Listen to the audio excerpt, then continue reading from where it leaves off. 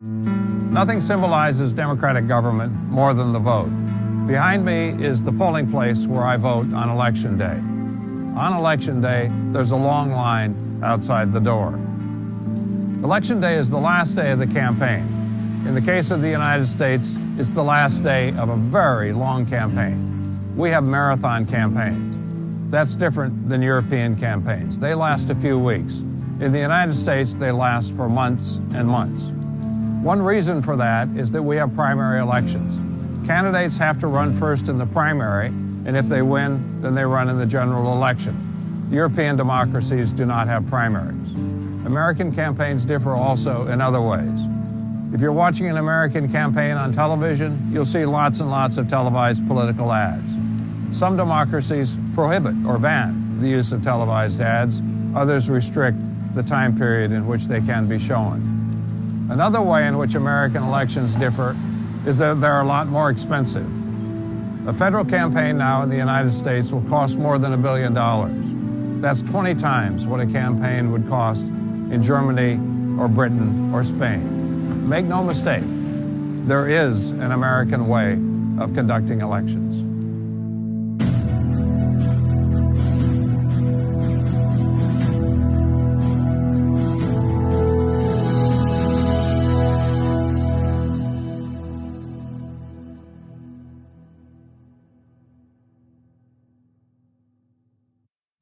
This session will examine U.S. election campaigns.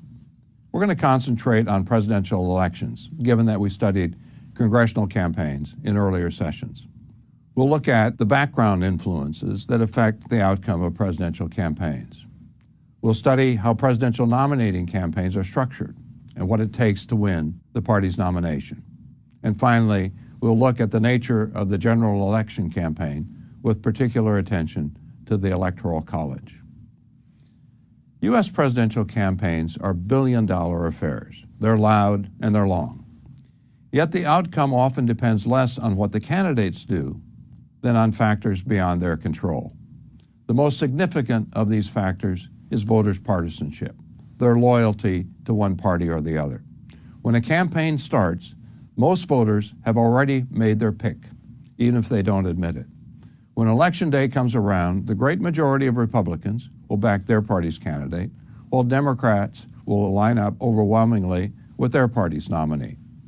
And at times in American history, one party has had such a huge advantage over the other that its presidential nominee could have stayed home and still won.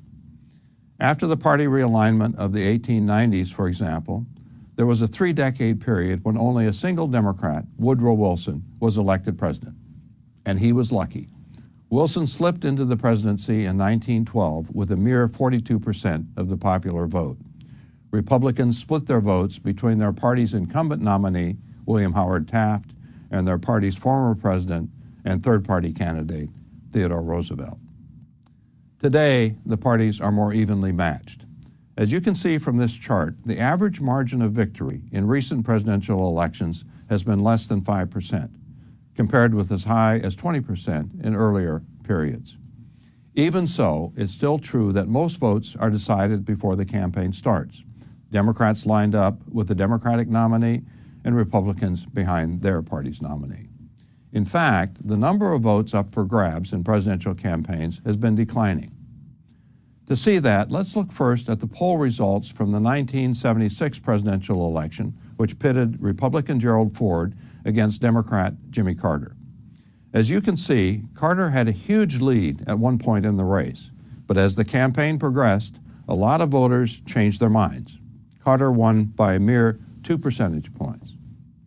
Now compare that pattern to polls of the 2016 race between Republican Donald Trump and Democrat Hillary Clinton.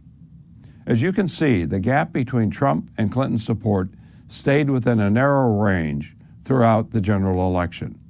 Some movement did take place, but it was small compared with the shifts that occurred in 1976. Voters' preferences have been more stable during recent campaigns than earlier ones. There's been less switching from one candidate to the other as the campaign moves along. Now, why do you think that's the case? Is it a result of higher levels of spending by both sides in recent presidential campaigns, such that the influence of one side's spending cancels out that of the other side? Or is it the result of the rising level of party polarization? Polarization is the main reason. Republicans are more conservative than in the past, and Democrats are more liberal, and therefore they're harder to lure across party lines. Estimates of the number of swing voters, those that today could conceivably be won by either party in a presidential campaign, vary widely. Some analysts put it at roughly 5% of voters. Other analysts put it at closer to 10%.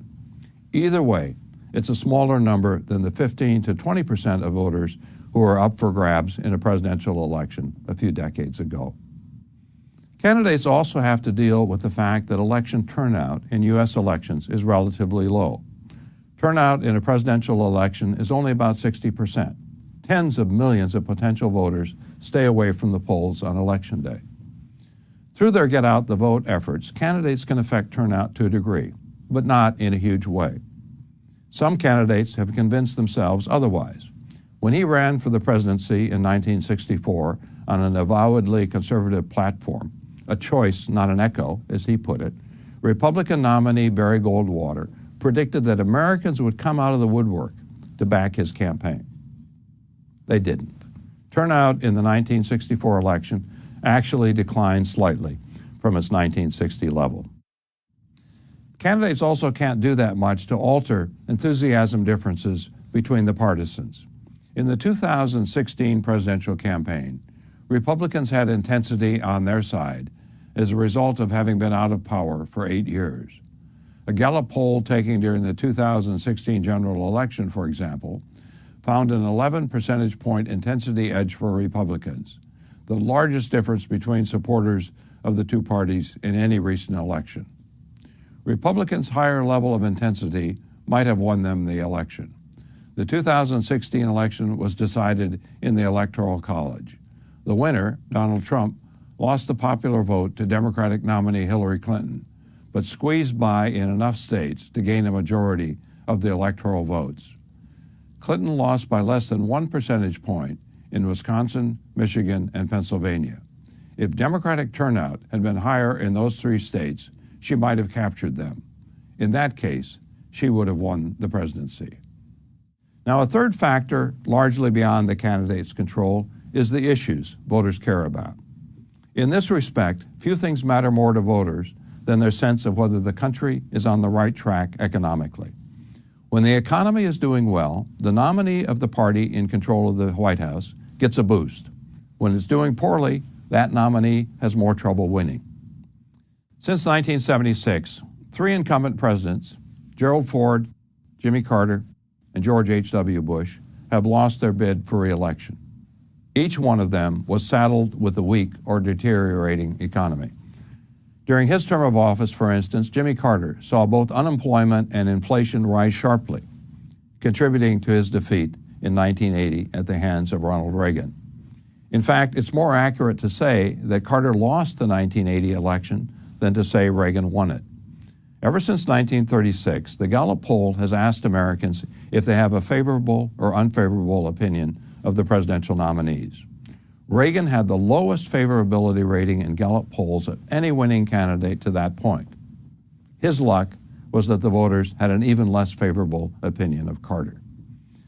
This diagram, created from a study by political scientist Lynn Vavreck, provides a systematic look at the effect of economic conditions on vote choice. It's a scatter plot showing the relationship between the rate of economic growth and the share of the two-party presidential vote won by the incumbent president's party. As you can see, the relationship is a positive one. The stronger the economy, the higher the vote total of the incumbent party. The lower the vote total of the incumbent party.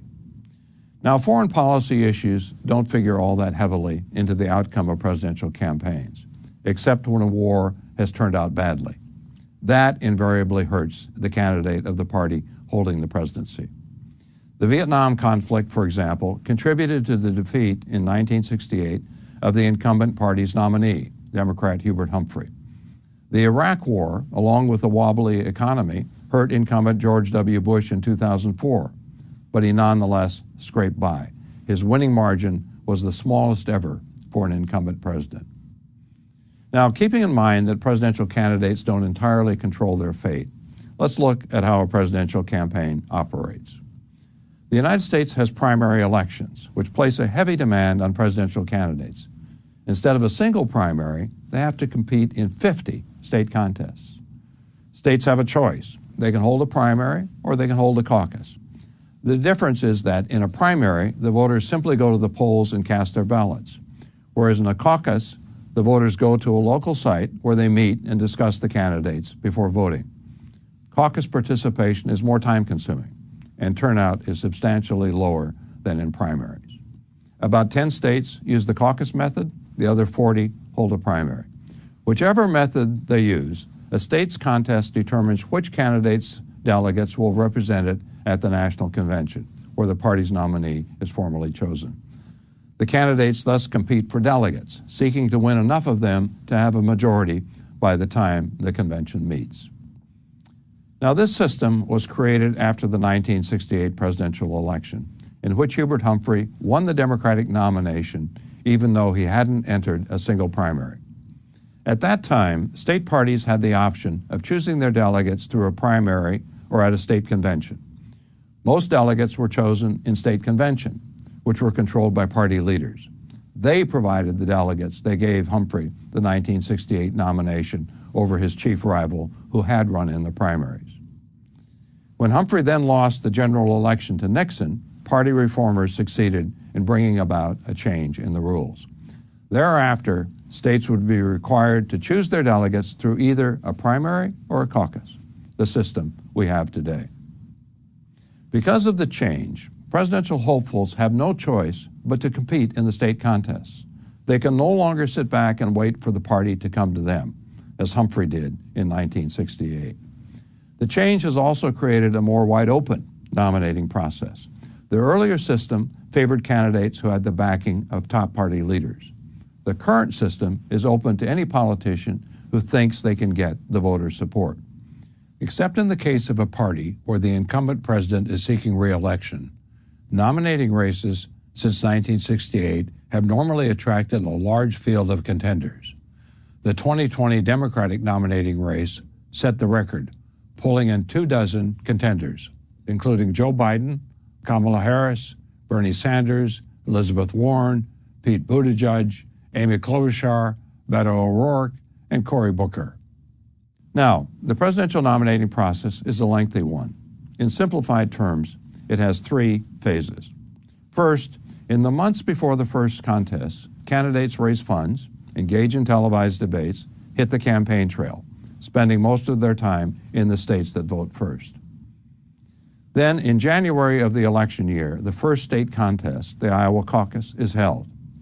That contest is followed sequentially by the New Hampshire primary, the South Carolina primary, and the Nevada caucus.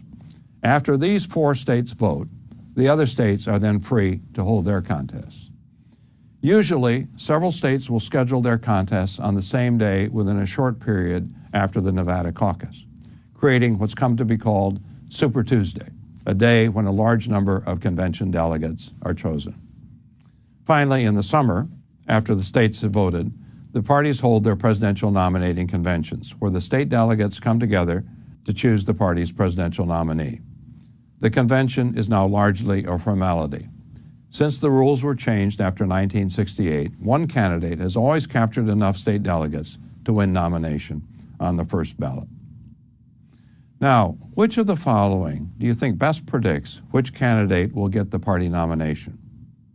The winner of the Iowa caucus, the winner of the New Hampshire primary, or the candidate who is best positioned as a result of what happens before any votes are cast in the primaries or caucuses? Now, a fast start in Iowa or New Hampshire is important. A candidate with a poor showing in both states is in trouble. As one scholar wrote, there's no time for losers. Voters aren't interested, donors aren't interested, reporters aren't interested in a candidate who finishes at the back of the pack. Yet, more often than not, the winner in Iowa has lost in New Hampshire. Since 1980, of the 12 open nominating races, meaning those without an incumbent president seeking re-election, Only John Kerry in 2004 and Al Gore in 2000 won both contests. In 1992, the eventual Democratic nominee, Bill Clinton, lost both, though he ran well enough in the two states to retain credibility.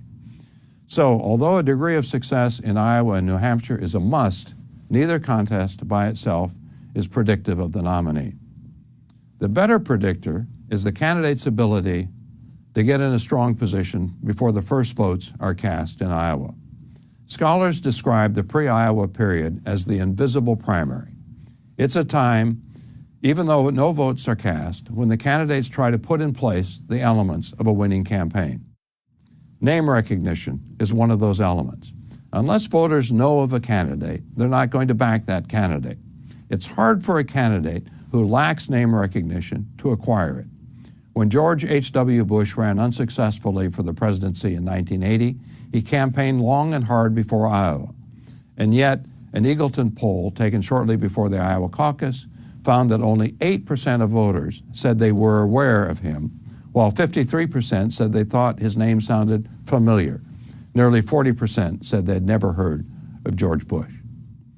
Candidates who start the campaign with poor name recognition are doubly disadvantaged because they inevitably end up at the bottom of the pre-campaign polls. The news media cue off those polls, concentrating their reporting on those who are at or near the top. It's a classic catch-22. You need press coverage to acquire name recognition, but if you don't have name recognition, it's hard to get press coverage. At the start of the 2016 Republican race, the candidate with the highest level of name recognition was Donald Trump, who is widely known through his real estate dealings and his role as host of The Apprentice, a top-rated TV reality show. Trump also had a second publicity advantage. He was skilled at attracting reporters' attention. His fiery statements on everything from immigration to trade quickly found their way into the headlines. In the period leading up to the Iowa caucuses, Trump received a third of all news coverage given to the dozen and a half Republican contenders. He got twice as much coverage as the next most heavily covered Republican and 10 times more coverage than most of the Republican contenders. By the time the Iowa caucuses rolled around, boosted by his news coverage, Trump was far ahead of his Republican competitors in the national polls. Since 1980, the only poll leaders to lose nomination were Democratic Gary Hart in 1988, who got derailed by a sex scandal, Democrat Howard Dean in 2004, who had begun to slip in the polls a few weeks before Iowa, and Democrat Hillary Clinton in 2008, whose lead had been steadily shrinking in the months leading up to Iowa.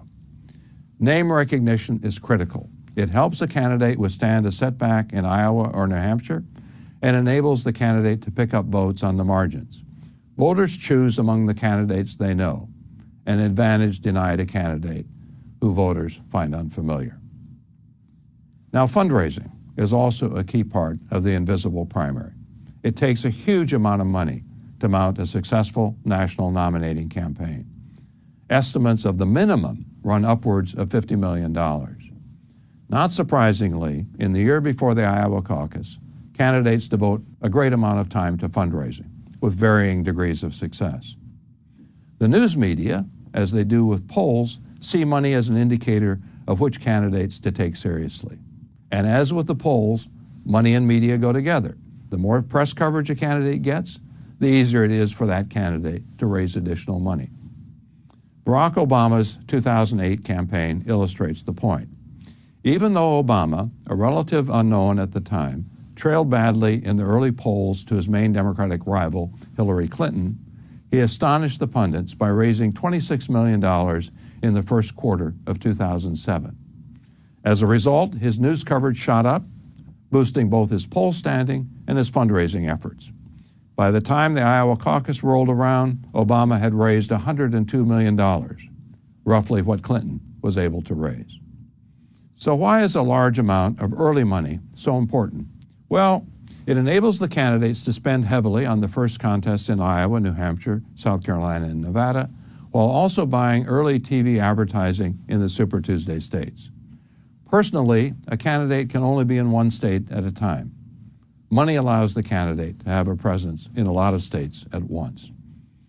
This chart indicates the percentage of time that the candidate who wins the money game in the year before the Iowa caucus received the party nomination. As you can see, the money winner nearly always gets the nomination. Since 1980, the only clear exceptions are Howard Dean in 2004, Mitt Romney when he first ran in 2008, and Donald Trump in 2016. Trump lost the Republican money race in 2016 to Senator Ted Cruz. In Trump's case, the money was not all that important. He was receiving so much attention from the news media that he had less need for campaign funds than did his Republican rivals. Now, I'm not suggesting that the invisible primary counts for everything in a nominating race. A candidate must still campaign effectively when the voting gets underway. But nominating races are not won by candidates who are poorly positioned at the start. Let's jump ahead now to the presidential general election. By this point in the campaign, the race has narrowed to the Republican and Democratic nominees. What determines their strategies? Well, several things, none more so than the Electoral College. Each state has electors equal in number to its representation in Congress, House and Senate combined. The candidate who gets a majority of the state's electoral votes wins the presidency. All states but Maine and Nebraska apply what's called the unit rule in allocating their electoral votes. The candidate who gets the most votes in the state gets all of its electoral votes. So in terms of candidate strategy, which states are most important? Those that have the largest populations and therefore the most electoral votes, or those where the candidates are most evenly matched? Now, size matters. There's no question about that. The most populous states have outsized influence in the Electoral College. California, for example, has 55 electoral votes, a fifth of the 270 electoral votes needed to win the presidency. But from a strategic perspective, a state's competitiveness is more important. California is largely ignored by the candidates during the general election because it's heavily Democratic. Its electoral votes are known in advance. That's the case with most states. They are heavily enough Democratic or Republican that the outcome is not truly in doubt.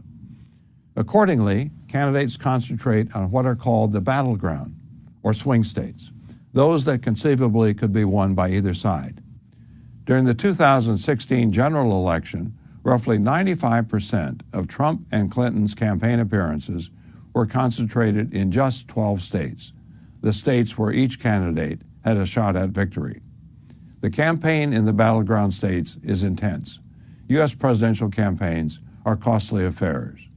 In 2016, Trump and Clinton together raised and spent hundreds of millions of dollars.